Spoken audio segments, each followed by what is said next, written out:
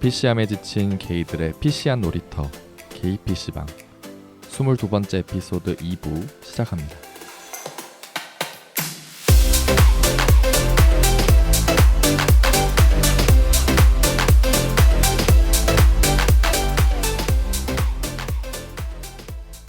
안녕하세요. 안녕하세요. 안녕하세요.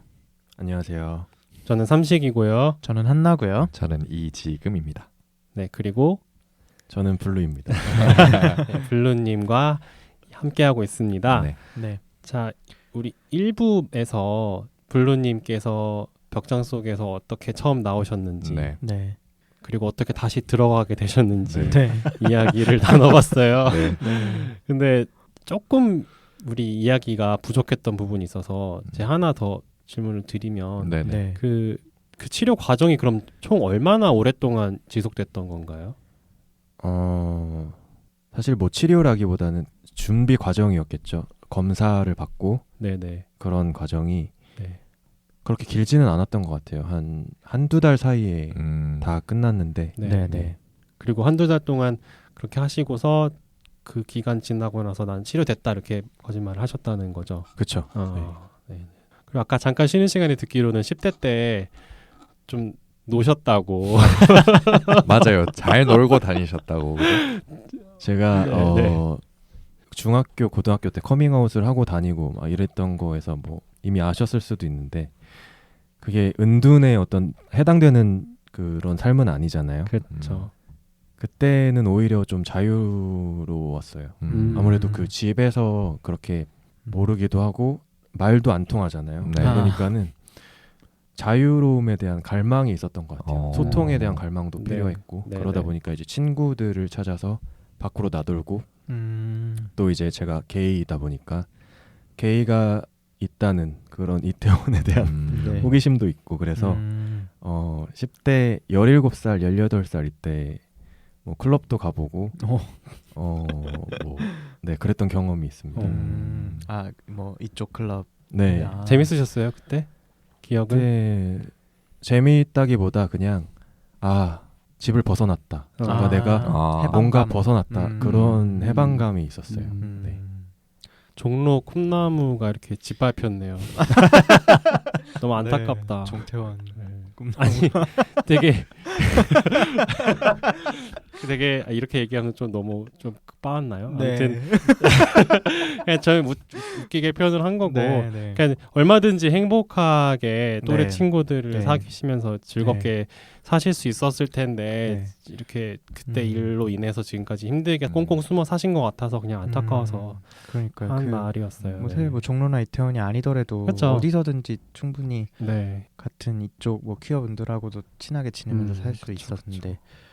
아이고 그렇게 친구도 사귀시고 그러고 싶으셨을 텐데 20대를 네. 지금 30대 접어드셨고 네. 20대를 그렇게 통으로 보내신 거잖아요. 게이 친구를 안 사귀시면서 네. 그렇게 하신 이유가 그러면은 일부러 멀리 하셨던 거예요? 네, 일부러 멀리 했죠. 가족한테 추궁을 당할까 봐.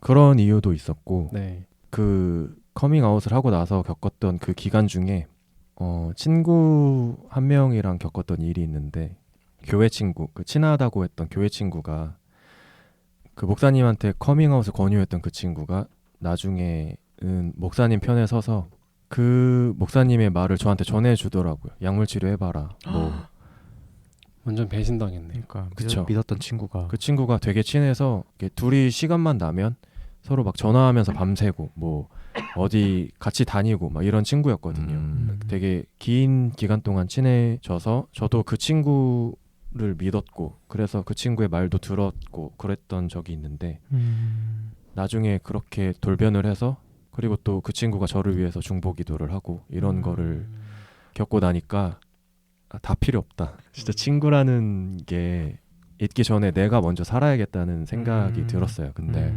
그리고 그때 들었던 게 내가 아무리 그 친구랑 친하다고 느껴도 그 친구가 나를 어떻게 생각하고 있는지는 사실 모르는 거잖아요. 네. 그래가지고 그때부터는 좀 조심해야겠다고 생각을 했어요. 물론 뭐 이미 고등학교 그 친구들한테까지는 커밍아웃을 다 한 상태고 친하게 변함없이 지내고 있는 상태긴 했는데 네. 그 고3 때 이후로 추가적으로 커밍아웃을 안 하게 됐어요. 그때부터. 아 20대는 그럼 아무한테도 커밍아웃을 하진 않으셨던 거네요? 진짜 극소 2명? 네, 아. 그 정도. 거의 안 한. 그러네요. 네. 그러면 20대 내내 완전히 그냥 그러니까 헤테로 인척을 하고 하셨던 그렇죠. 거네요. 어느 정도로 가면을 쓰고 다녔냐면 네. 네. 유학을 제가 해외로 갔는데 네. 네. 자유로운 국가였어요. 다양성을 존중해주고 엄청난 힌트네요. 자유로운 국가. 네. 그런 환경이었는데 거기서도 저는 거기가 한인 학생회도 있고 또 유학생들도 많고 하다 보니까 네네. 몸을 사렸거든요. 그래서 그냥 게이라는 걸 밝히고 지내는 친구들이랑 뭐 얘기를 하다가도 뭔가 저의 입장, 그러니까 내가 게이인지 스트레이트인지를 밝혀야 되는 상황이 오면 저는 항상 이성애자라고 하고 네, 숨어 다녔죠. 아까 1부에서 처음에 말씀하셨던 게 그런 상황이네요. 그렇죠. 네. 저번에 포지님이 나오셨을 때 말씀하신 것처럼 그분도 직장이나 이런 데는 오픈하게 하셨다고 해도 네. 정작 교회에는 네. 말을 잘 못했다 그럼요. 이렇게 얘기하셨던 것 못하죠. 같아요. 그렇죠? 네. 그 보통 한인 사회가 해외에 있는 한인 사회가 그런 개신교를 기반을 해서 하는 맞아요. 데가 굉장히 많잖아요. 맞아요. 네, 네. 그분들은 그게 자랑스럽다고 생각을 하시겠지만 훌륭한 분들입니다. 아이고. 네. 아무튼 근데 교회 얘기만 하면 난 너무 재밌어요. 네. 지금이 반응이 난 제일 맞아. 재밌어요. 네. 아주 훌륭한 분들이에요, 진짜로. 네. 네. 아무튼 계속 그렇게 그 순간마다 되게 막 마음이 너무 아프셨겠어요. 그렇게 얘기를 해야 되는 이 상황이나 그렇죠. 두려움이나 자신에 대한 제일 아쉬웠을 때가 네. 제가 대학교 3학년쯤 됐을 때 네. 정말 내 인생에 다시 이런 애를 만날 수 있을까 싶을 정도로 진짜 뭐 외적인 것부터 해서 성격도 그렇고 완벽하다 싶을 정도인 애가 네. 심지어 저를 좋아하기도 했더라고요. 근데 그러니까 좋아했다는 사실을 모른 상태에서 네.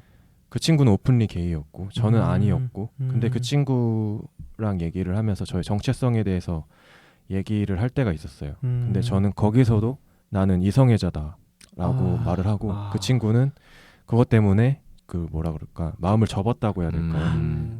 그래서 나중에 저를 좋아했다는 사실을 졸업 직전쯤에 알았어요. 그때 제가 그 친구한테 나 게이야라고 말을 했었거든요. 그 졸업 직전쯤에 돼서. 아. 그래서 좀 아쉬운 그런 경험들이 있죠. 좀 인연이 엇나간다고 해야 될까. 네. 숨기다 보니까. 근데 또 시간을 되돌린다고 해도 저는 여전히 가면을 쓰고 있었을 것 같아요. 너무 안타깝네요. 그러니까요. 아이고.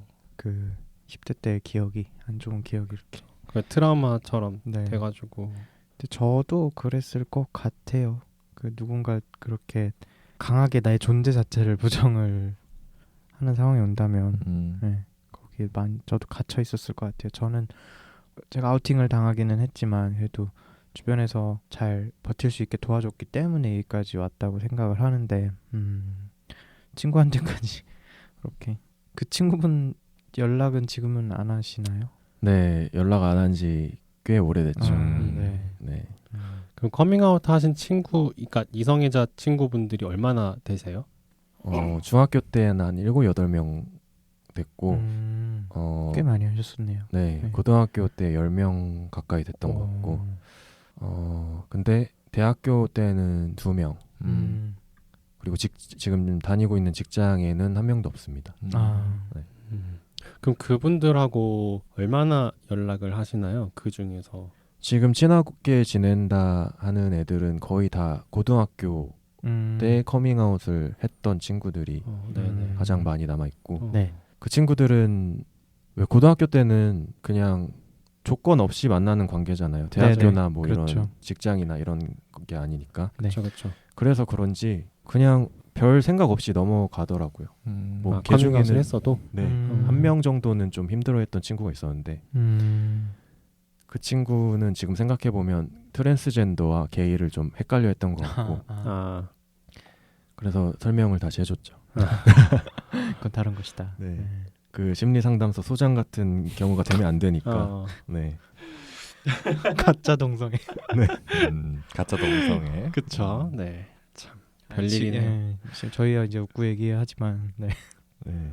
그 친구분들 중에서는 뭐 퀴어가 없었나요? 제가 알기로는 없었어요. 음. 한 명쯤 있을 법도 한데 근데 뭐 없었네요. 학교에 네. 그런 분들 있잖아요. 딱 보면 범상치 않은 그 친구들이 네. 그런 친구들이랑은 같은 반도 아니었고 해서 뭐 커밍아웃 할 그럴 게 없었고 친분도 없었고 해서 네, 네. 네, 주변에는 그냥 뭐랄까 만약에 게이였다면 진짜 티 안 나게 감추는 사람이었거나 근데 지금 거의 다 결혼했고 뭐 그러고 있는 걸 보면 그냥 네. 헤테로인 것 같아요. 그러면 그 지금 어쨌든 생활은 외국에서 주로 하고 계신 거잖아요. 네. 그럼 부모님으로부터 약간 간섭이 어쨌든 조금이라도 떨어져 있는 건데 네. 지금 살고 계시는 곳에서는 게이 친구를 사귄다거나 뭐 이런 활동 같은 걸 하시나요? 제가 해외에서 지금 유학 생활 4년 네. 했고 또 이제 다른 나라에서 5년째 직장 생활을 하고 있는데 네. 아까 말씀드렸던 것처럼 한인 유학생이나 그런 그 한국인 커뮤니티가 있어서 항상 좀 몸을 사려왔어요. 그래서 직장에서도 지금 한인 커뮤니티가 있는 건가요? 네. 일단 직장 카톡에 단톡도 있고 왜 이렇게 한국인들 이렇게 나가서 모여서 노는 걸 좋아할까요? 훌륭한 민족입니다, 아주. 네. 해외에서는 그걸로 밈도 만들잖아요. 한인. 네. 네, 뭐 어쨌든 네. 근데 사실 그 한국 직장인들이 어떻게 생각을 할지는 모르겠지만 저가 의향만 있으면 뭐 드러낼 수도 있겠지만 저는 안전을 택하는 쪽으로 선택을 했거든요. 왜냐하면 지금도 부모님한테서 완전히 자유롭다고 하지는 못하는 상황이니까 네네. 이런 게 다 해결되기 전까지는 일단 안전지대에 있는 게 낫겠다 싶어서 아직은 운둔을 하고 있습니다.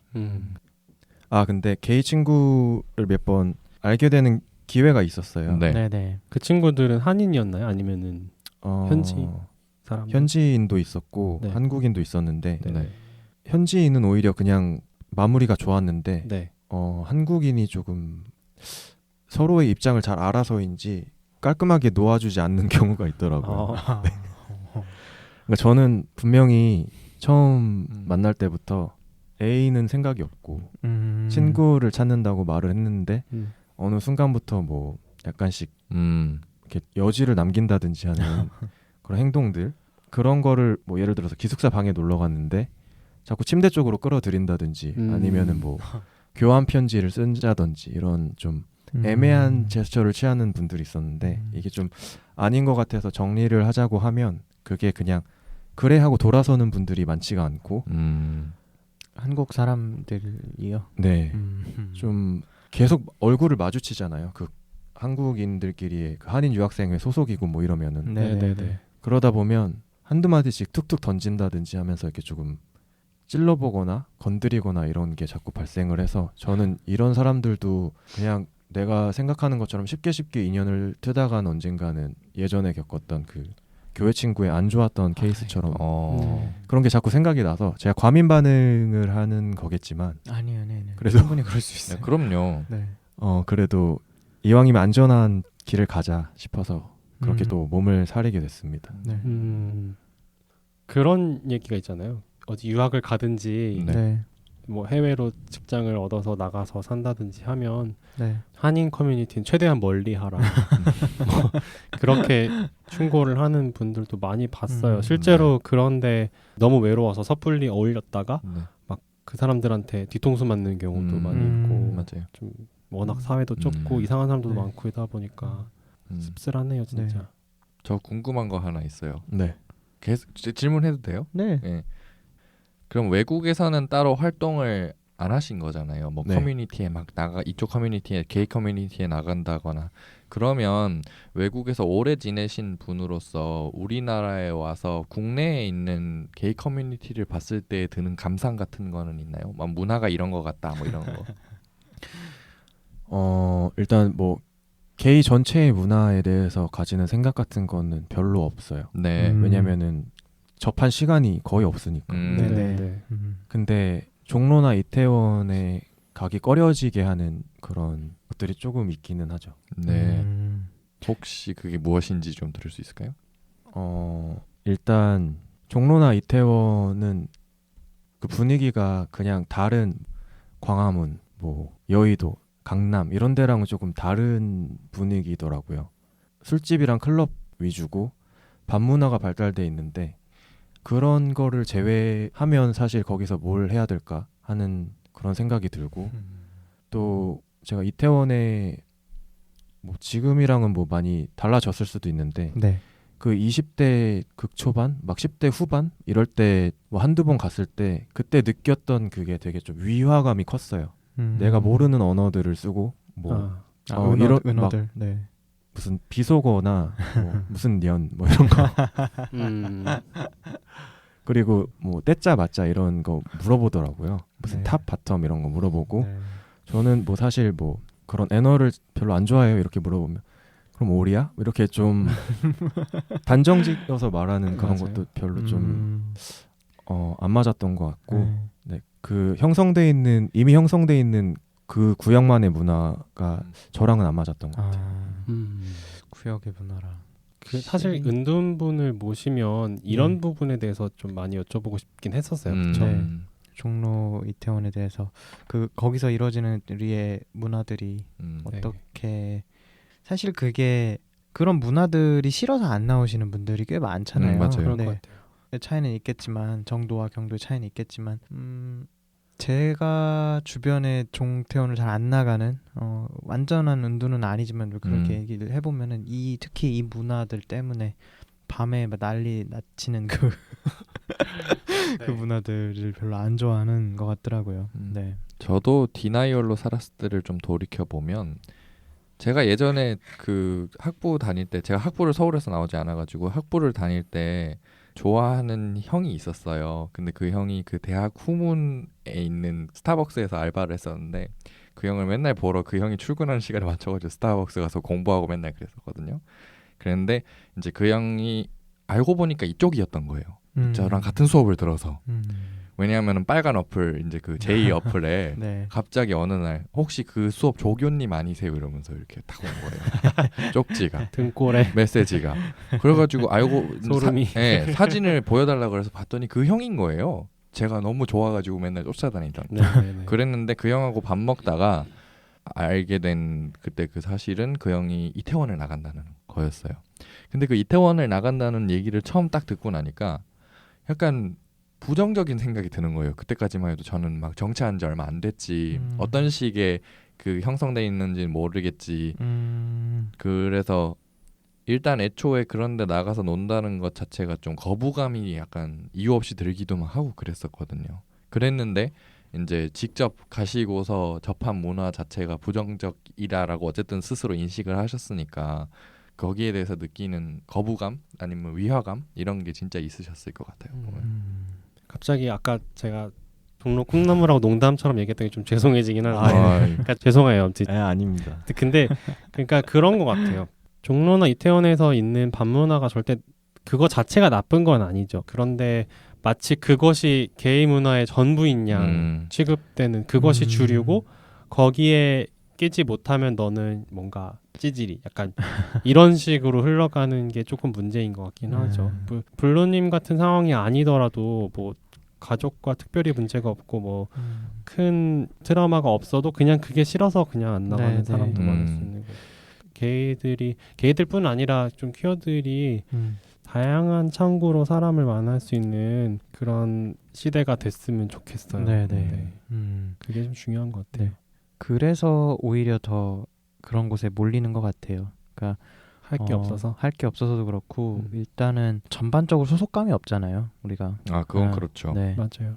자꾸 이거 변명하려고 하는 건 아닌데 그러니까 종로와 이태원에 그러니까 우리들이 자주 가는 곳이 형성이 되고 그러는 거가 일단은 사회적으로 받아들여지지 못하고 실질적으로 그 우리 사회에서 요구하는 어떤 사람의 그런 상이 있잖아요. 사회인 상이 있잖아요. 한국 사회인 상이 있는데 거기에 들어가지 못하니까 계속 주변인이라는 생각을 하게 되는 것 같아요. 그래서 그런 공간들이 소중해지는 것 같고 그래서 보이는데 아무래도 우리가 인터넷 커뮤니티라든지 이런 데서 접하는 종태원의 문화는 좀 그런 면들이 없잖아 있죠. 음지의 모습들이 좀 더 네. 많긴 하죠. 맞아요. 사람들이 평소에 자기의 이야기를 많이 할 수 있고 네. 차별과 편견 없이 네. 네. 누구하고도 만나서 내가 어떤 삶을 살고 있는지 내 생활에 대해서 자유롭게 이야기를 할 수 있고 네. 그렇다 보면은 굳이 그렇게 종로나 이태원 이런 거에 집착하지 않는 네. 문화가 자연스럽게 만들어질 수 있을 것 같기도 해요. 그러니까 비퀴어 분들도 그렇게 반문화가 있잖아요. 술 먹고 클럽 가고 네. 하는 게 당연히 있지만 네. 그분들은 거기에 목매지 않잖아요. 그쵸. 그리고 그것이 문화의 전부다라고 이야기하지 않는 것처럼 그리고 또 뭐 그 퀴어 프렌들리한 국가들 보면은 오히려 뭐 게이 클럽이니 뭐 게이 술집이니 이런 게 더 없다고 해요. 네. 그 이유가 결국에는 굳이 그런 걸 만들 필요가 없는 네. 분위기가 조성이 되어 있기 그렇죠. 때문인 거라고 생각을 하거든요. 뭐 물론 그 사회라고 해서 그런 게 없는 거는 네, 물론 없는 아니지만, 건 아니지만, 네. 네.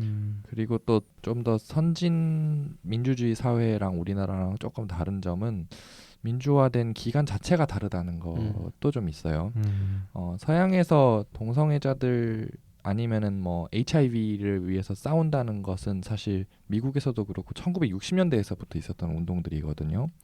근데 우리나라는 민주화를 87년에 했고 그리고 동성애에 관한 그 왜 사람들이 많이 인용하는 그 뉴스 기사 있잖아요. 이인재 씨 나오고 뭐 김대중 전 대통령 나오고 하는 그 기사. 옛날에 네. 98년도 97년인가 98년도인가 네, 그렇거든요. 네. 그러니까 그때까지만 해도 사실 음지에 있었던 거고 또 처음으로 이제 연예인이 커밍아웃 한 것도 2000년대 와서고. 맞아요. 예. 그리고 이제 지금 와가지고 퀴어 페스티벌, 퀴어 퍼레이드 이런 걸 한 것도 사실 이제 10년이거든요. 그렇잖아요. 정정합니다. 서울에서 열리는 퀴어 문화 축제와 퀴어 퍼레이드는 올해로 20회, 20년째를 맞습니다. 그러니까 공론화의 기간 자체가 다르기 때문에 사회 내부에서 토론하는 시간 자체가 짧았던 거죠. 예. 그러니까 120년 동안 민주화를 해서 민주주의가 무엇인지 생각하는 것이랑 우리처럼 이제 40년이 돼가지고 이렇게 생각하는 것이랑은 좀 다른 이야기다 이거죠. 그래서 뭐 물론 개인적인 시간으로는 1년, 2년 시간이 굉장히 긴 것이긴 하지만 이런 것에 대해서도 좀 역사가 퀴어인 편이었던 것은 사실 한 번도 없기 때문에 이 점에 대해서도 생각을 할 필요는 있을 것 같아요. 그렇다고 해서 운동을 하지 말자는 말은 아닙니다. 네네네. 새로운 역사가 만들어지고 있는 중이죠. 그럼요. 지금. 그럼 결론적으로 블루님께서 그 커뮤니티 활동을 안 하셨던 이유는 문화가 그러니까 종로 이태원 문화가 조금 거부감이 들어서도 있지만 결국에는 뭔가 흔적이 남을까봐가 네. 더 큰 이유겠네요. 그게 가장 큰 이유입니다. 갔다가 누가 보았다라는 얘기가 나오지 않도록. 그럼 여기서 궁금한 게 혹시 연애 경험은 그럼 좀 있으신가요? 혹시 여자친구를 막 억지로 사귀기 위해서 시도를 했다거나 그런 건 없으셨을까요? 네, 여자친구는 사귄 적이 없고 사귄다는 상상만 해도 거부감이 들기 때문에 네, 진짜 뼈개이기 때문에 표현 좋네요. 뼈개 좋죠. 아니 사실 들으면서 주변 상황이 막 그렇게 나를 공격하고 너는 그 잘못된 삶이다 이렇게 얘기를 하면 보통은 한두 번쯤은 내가 진짜 잘못됐나라는 의문을 많이 심하게 품을 수 있는데 그런 생각을 안 하셨던 것 같아요. 네, 전혀 안 했습니다. 네, 이거는 뼈기라니까. 저는 블루님 말씀 듣다 보니까 물론 지금까지 너무 힘든 상황에서 지내오셨지만 그래도 자기 신념이 좀 확고하신 분이라는 생각이 좀 많이 들어요. 그렇죠. 내면이 단단하신 분 같아서 감사합니다. 좀 얼마든지 앞으로 더 행복해지실 수 있는 가능성이 있다고 생각하네요. 아유, 감사합니다. 아니 제가 뭐 대단한 사람은 아니라서 그렇긴 한데 하여튼 그러면은 뭐 여자친구는 안 만나셨다고 하셨고 그러면은 다른 연애 경험도 아예 없으신 건가요? 접점은 몇 번 있었어요. 접점이라 하면 약간 썸 비슷한. 사실 뭐 제가 20대부터 아예 활동을 안 했고 지금 제가 30이 넘었는데 수절을 하지 않는 이상은 허벅지를 찌르며 바늘로 이렇게 뭔가가 있으셨겠죠. 사실 해외에 있다 보니까 네. 어플 노란 어플 있죠. 아 노란 어플. 네. 그거를 네. 가끔 몸이 외로울 때 네. 쓴 적도 있고 네. 그렇게 해서 좀 이렇게 깊어졌다고 해야 되나 음. 그런 경우도 있었고 네.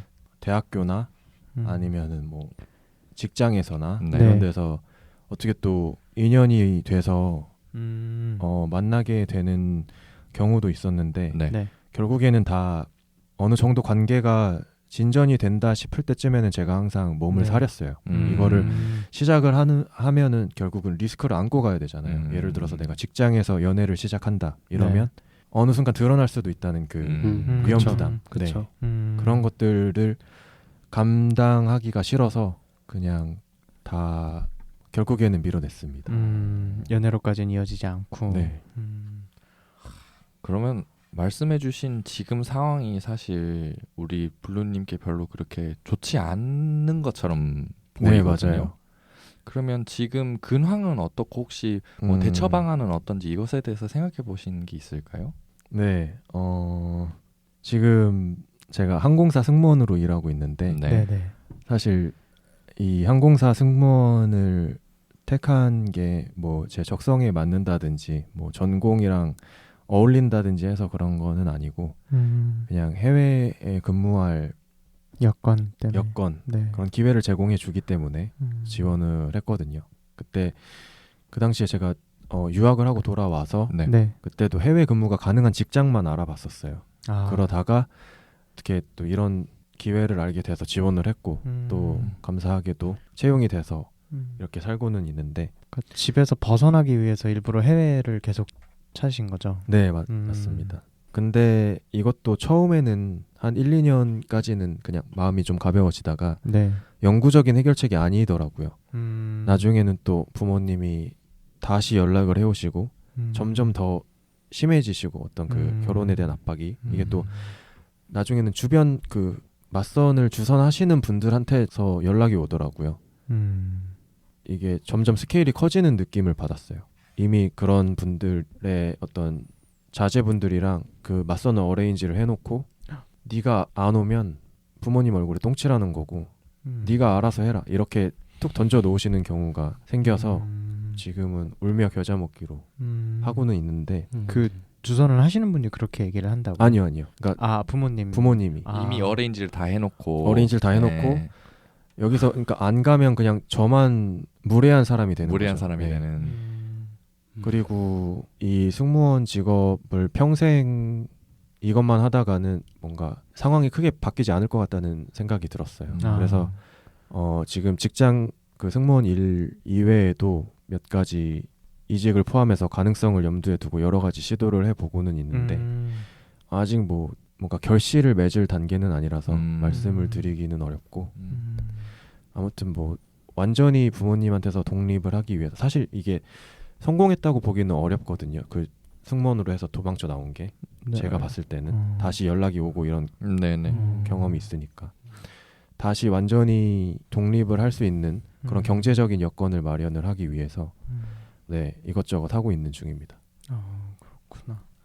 그래서 좀 마음의 여유가 없어서 연애를 할 겨를도 없는 것 같아요. 그럼 혹시 앞으로의 목표가 있을까요? 네, 목표 일단은 제 독립이 목표겠죠. 네. 가장 급선무고. 네. 일단 저는 좀 돈을 모으고 어떤 그 성소수자들의 배후 세력이 를 지탱해주는 그런 사람이 되고 싶어요. 키역의 큰 손. 큰 손. 네. 키역 문학의 이름은 언급이 안 되지만 네. 어딘가에 존재하는 기억의 큰 독지가. 손. 네. 그런 사람이 되고 싶은데 제가 커밍아웃을 하고 막 심리 상담소에서 느꼈던 그 고립감, 약간 네. 그 무력감이라고 할까. 내가 이 상황을 바꿀 수 없고 저 사람들을 내가 이길 수 없다는 그 느낌을 다시 되돌려주고 싶어요. 이 어떤 성소수자들이 결국에는 인정을 받을 수밖에 없구나. 좀 저렇게 존경받을 만한 건전한 생각을 가지고 있는 사회적으로도 어떤 어느 정도의 성공을 네. 거둔 그런 사람들이 뭐 나는 뭐 게이다, 레즈비언이다, 뭐 트랜스젠더다 이렇게 네. 하고 나오면 받아칠 그런 건덕지가 없게 그냥 그런 활동을 열심히 하는 분들의 후원자가 되고 싶습니다. 어, 네. 꼭 그런 배우 세력이 되셔서 네. 저희 개피방도 좀 네. 후원해 주시고 네. 그랬으면 뭐 좋겠네요. 언제든지, 네, 얼마든지 해드려야죠. 진짜 대단하시네요. 보통은 자기의 기억이 그냥 상처로만 안고 가시는데 그런 거를 다른 방식으로 이렇게 해소하는 느낌인가요? 어쨌든 제가 사실 작년쯤에 네. 그 영화를 봤다고 했잖아요. 네. 네네. 그 영화를 보기 전쯤에 상태가 많이 안 좋아서 네. 그냥 죽어버릴까 이런 생각도 했었어요. 근데 그런 생각을 하다가 그 영화를 봤는데 네. 이 사람도 결국엔 그렇게 권력을 쥐고 있으면서 아무것도 못하고 죽었잖아요. 근데 저렇게 죽느니 한 번쯤 몸부림이라도 쳐보자. 네. 그래서 네, 마음을 그때부터 바꿔먹었던 것 같아요. 되게 좋네요. 그 최근에 보니까 퀴어 방송국 하나 생겼던데, 네, 유튜브 채널로 하나 네네. 생겼던데, 진짜 그런 것 저희가 원래 비슷한 거를 한번 시도는 해볼까 하고 생각은 했었잖아요. 네네. 기획 단계에서 아직 그치긴 했지만 진짜 이제 그런 것들을 하겠다고 했을 때 도와주시겠다라는 분들이 되게 많았었어요. 그러니까 뭐 실질적인 뭐 법리적이거나 아니면 실질적인 물질적인 이런 도움이 되는 대로 도움을 주겠다라고 네네. 해주시면 많은데 블루님 같은 생각을 하시는 분들이 굉장히 많은 것 같아서 네. 앞으로 우리의 미래는 참 밝을 수도 있겠구나. 이미 혹시 계시지 않을까요? 우리는 모르지만 누군가 계시지 않을까? 그럴 거는 같아요. 어떻게든. 네. 그리고 저는 항상 이 실무자급에 대한 어떤 그런 환상 같은 게 있는데 저도 그렇고 그 위에서 어쨌든 결정하는 것들이 있지만 실제 일은 이 사람들이 하잖아요. 그러니까 이 사람들이 조금씩 그렇게 돈을 준다든가 아니면 어떤 프로젝트가 있으면 그런 것들을 던져준다든가 그런 팀들에다가 이제 그런 것들은 실무자들이 하기 때문에 그런 레벨들에서 뭔가를 이뤄내면 또 재밌는 일들이 일어나지 않을까라는 생각 항상 하고 있거든요. 그런 거에서 조금씩 변화가 생기는 거겠죠. 네. 아까 맞선이 지금 계속 들어오고 있다고 하셨는데 네. 지금까지 몇 번 정도 보셨어요? 맞선을? 2번 봤고 네. 지금 와서 3번째 볼 예정입니다. 이번에 들어오셔서 네. 그럼 그동안 안 나가고 거절하신 것도 몇 번 있으셨어요? 버팅겼던 적은 꽤 되는데 네. 결국에 그 버팅기다가 나간 게 그 2번. 그 2번이었군요. 네. 그럼 계속 압박을 받으셨구나. 그거 근데 진짜 끊기가 어렵대요. 그러니까 얘기를 계속 부모님한테 해서 진짜 안 하고 싶다. 나 좀 더 내 인생 살고 싶다라고 얘기를 못 하는 게 아까 제가 일부에서 얘기를 했잖아요. 그렇게 주변에 선 이런 걸 압박을 많이 받으신다고. 그러니까 근데 가족들을 보면 또 그 말이 선뜻 또 안 나오는 거예요. 나는 나대로 좀 살고 싶다라는 말이 이제 30대가 넘으니까 너무 무책임한 말 같기도 하고 가족들에 대해서 가족이 항상 걸리기 때문에 거절하기가 너무 어렵다고 하시더라고요. 아까 말씀하신 부모님이 나는 너 하나 보고 살고 있다 이렇게 말씀을 하시는 게 더 마음의 짐으로 느껴지실 것 같아요. 그리고 또 제가 마지못해서 나가는 결정적인 이유가 하나 있는데 네. 그 얘기를 다시 꺼내시더라고요. 너 혹시 지금 너 X에서 동성애 하면서 있어서 지금 결혼을 안 하려는 거죠. 네, 안 하려고 하는 거 아니냐. 너 또 사람들 시켜서 끌어오기 전에 마음 정리하고 말 들어라. 이런 식으로 나오시는데 그거를 지금 또 저는 아직은 그분들을 이길 수 있는 힘이 없기 때문에 끌려다니고 있죠. 그 말이 너무 무섭네요. 사람을 시켜서. 그러게요. 저희 부모님이 어느 정도 그 경제력도 있고 또 주변 인맥을 활용해서 제 근황을 파악하고도 계시기 때문에 해외 근황을 파악하신다고요? 네. 그러니까 예를 들어서 정치계, 경제계 어떤 그런 고위 임원이라고 할까요? 그런 분들의 비서가 한 번은 저는 처음에 해외에 나올 때 제가 하는 일이라든지 어떤 제가 일하는 회사의 소재지라든지 이런 걸 구체적으로 말씀을 안 드리고 나왔었어요. 완전히 어느 정도 좀 독립을 해버리려고. 근데 시도도 하기 전에 제가 떠나온 지 얼마 안 돼서 그 비서분이 제가 무슨 채용 공고를 보고 지원을 해서 이 날짜에 출국을 했고 막 이런 거를 다 파악을 해서 이미 부모님한테 알려주셨더라고요. 그래서 그런 거를 보면서 사찰이네요. 부모님이 예사 인물이 아니신 것 같아요. 좀 진짜 좀 사회적 지위가 굉장히 높으신 분들인가 보네요. 돈만 많으신 분들입니다. 네? 돈만 많으신 그러세요? 아니 그래도 그런 인적 풀을 활용한다는 또 웃겨. 이거는 사찰인데 좀 무섭네요 이게. 더 쉽지 않으시겠어요. 독립을 그래서 이렇게 갈구를 하시는. 네 맞아요. 진짜 쉽지 않은 상황이네요. 그러니까 강제적으로 은둔이 되신 느낌도 좀 있고 그 트라우마 때문에도 그렇고. 저도 끝이 어떻게 될지 궁금해요. 이 끝에 뭐가 기다리고 있을까. 우리 방송의 끝은 좀 있으면은 다가오고 있고요. 그래서 이제 저희가 준비한 또 마지막 질문을 드리면 저희 방송 아마 많은 은둔 퀴어 분들이 들으실 것 같아요. 그런 분들 소리 없이 조용히 듣고 계시는 수많은 분들에게 한 말씀 해주신다면 어떻게 말씀하고 싶으세요?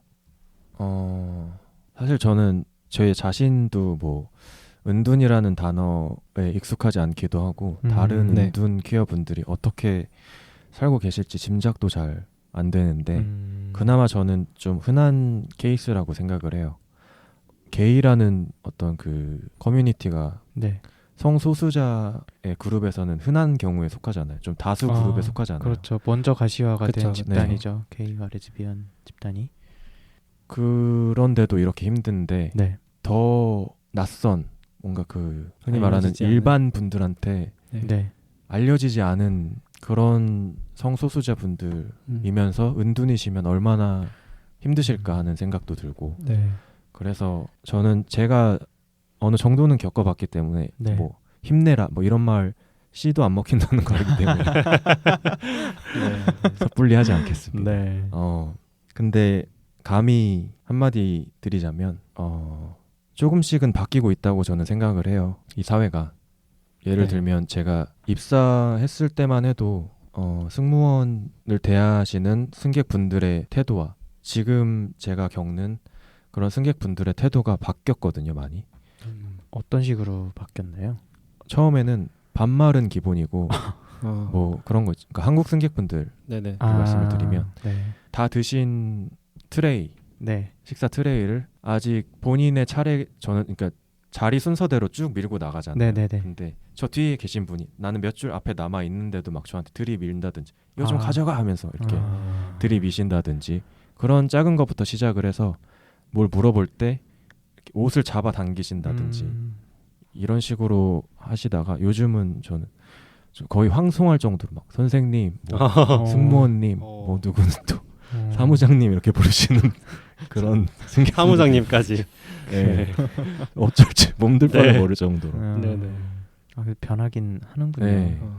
그런 거를 그 갑질이 잘못됐다는 그 인식이 조금씩 퍼지고 있다는 증거잖아요. 그렇죠. 저는 언젠가는 이 성적 지향의 다양성도 인정을 받을 수 있을 거라고 생각을 하고 단지 그런 지식이 없을 뿐이라고 생각을 해요. 갑질에 대한 지식이 없었듯이 조금씩 변하고 있으니까 지금 저도 사실 쉽다고는 하기 힘든 삶을 살고 있지만 이렇게 묵묵히 버텨나가고 있는 것처럼 같이 존버하자고 말씀을 드리고 싶습니다. 존버. 그러다 보면 언젠가 제가 앞에서 블루후레쉬가 주인공이 안 돼서 불만인 적이 있었다고 했는데 언젠가는 그 외면받던 그린, 블루, 옐로우, 핑크들이 다 주목받을 수 있는 시대가 오지 않을까. 그때를 다 같이 함께 하셨으면 좋겠습니다.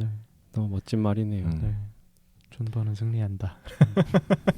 가끔 이렇게 저희 엄마가 방송 들으시다가 좀 신조어나 잘 모르는 말이 나오면 저한테 카톡으로 물어보세요. 함씨가 이거 뭐야? 이렇게 물어보시는데 아마 존버가 뭐냐고 물어보실 것 같아서 존버는 어떻게 나 버팀 이 정도로 그러니까 되게 오랜 시간 버팀 힘들지만 계속 버티자.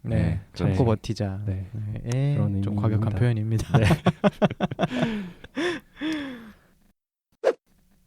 자, 그럼 이제 우리 시간이 얼마 남지 않았어요. 그래서 우리 블루님의 우리 출연 소감을 듣기 전에 우리 2부 요약을 잠깐만 하고 갈게요. 우리 타이로 인해서 은둔으로 살아오실 수밖에 없었던 우리 블루님의 이야기 정말 잘 들었습니다. 직장에서도 그렇고 어느 곳에 가서도 그렇고 이게 정말 부모님한테 알려지면 어떡하나, 아니면 이게 정말 알려져서 내가 리스크를 지게 되면 어떡하나라는 무서움을 지고 있는 우리 블루님의 삶을 정말 잘 볼 수 있었다라고 생각하는데요.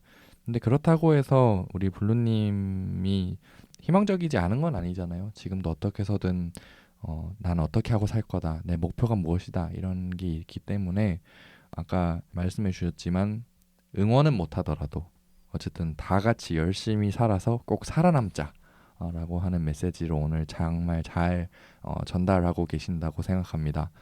물론 저도 역시 군인 아버지가 있는 입장으로서 지금 언제 아버지한테 말을 하고 그냥 아예 뭐 반응이 좋지 않으면 손절을 하나, 약간 이런 생각을 하고 있는 사람으로서 어쨌든 다 같이 잘 살아남아서 꼭 아까 말씀해 주셨던 것처럼 블루여도 주인공이 될 수 있는 그런 날을 꼭 같이 봤으면 좋겠습니다. 우리 블루님의 앞날에 꼭 좋은 일만 있기를 제가 기원하겠습니다. 감사합니다. 저도 응원하겠습니다. 정말 감사합니다. 자, 그럼 마지막으로 오늘 블루님 방송 출연하신 소감을 한번 들어볼까요? 네. 제가 어렸을 때 그 심리 상담소에서 받았던 그 막막했던 그 심정이 네. 지금 좀 위안을 얻는 느낌. 그때 못 받았던 카운셀링을 지금 받는 느낌. 이거 질문지를 작성하면서부터 저는 네. 어린 시절을 쭉 훑었거든요. 제 머릿속에서. 네. 그러면서 이미 뭔가 한 번 정도 정리가 되는 느낌이어서 좋았고 뭐 제가 은둔이라는 카테고리 정확히 맞는지는 모르겠지만 이 부족한 네. 저를 초대해 주셔서 이 자리에 함께 할 수 있게 허락해 주신 세 분께 감사의 인사를 드리고 싶고, 또 앞으로 랜선 너머로 네. 응원하고 열심히 청취하고 꾸준히 구독하고 네. 또 피드백은 적극적으로 못 남기겠지만 좋아요는 열심히 누르겠습니다. 감사합니다. 정말 감사합니다. 네. 저희가 뭐라고 이렇게 저희한테 이렇게 황송한 말씀을 남겨주셔서 무엇보다도 저희 방송으로 이렇게 위안을 받으셨다니까 네. 저희는 그걸로 일단 가장 네. 행복하고요. 네. 뿌듯하고 행복하고 뿌듯하고, 감사하죠. 네, 감사하죠. 네. 이렇게 오늘 이렇게 너무 쉽지 않으셨을 텐데 좀 사적이고 좀 신뢰가 되는 질문이 중간중간 많이 있었을 텐데 그래도 힘든 과거 이야기 솔직하게 털어내주셔서 너무 감사하고요. 앞으로도 감사합니다. 앞으로도 방송 통해서 지구 반대편에서 소식 전해드리도록 하겠습니다. 네. 네. 저 한마디만 덧붙여도 네, 그럼요. 네, 그럼요. 주제가 주제라서 그런지 에피소드 분위기가 좀 아예 그런 괜찮아요. 걱정은 안 하셔도 돼요. 근데 저는 또 듣는 분들의 네. 기분마저도 다운 시키지 않을까, 저의 어떤 발언이 이런 우려가 뒤늦게 드는데 아니에요. 네. 은둔이지만 잘 살고 있고 네. 다 같이 잘 살았으면 좋겠습니다.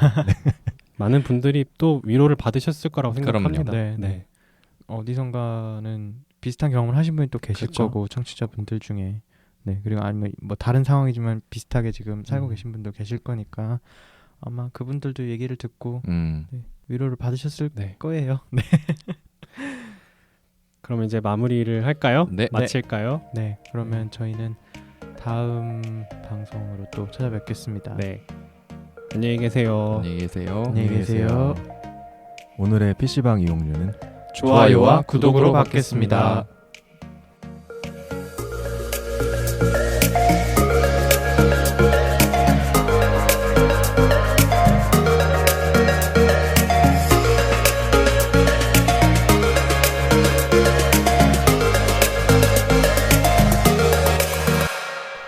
PC한 놀이터 개피방. 털어놔 주시고 네. 즐거운 시간 보내신 것 아니 저희 뭔 소리야 죄송해요 말이 너무 꼬인다.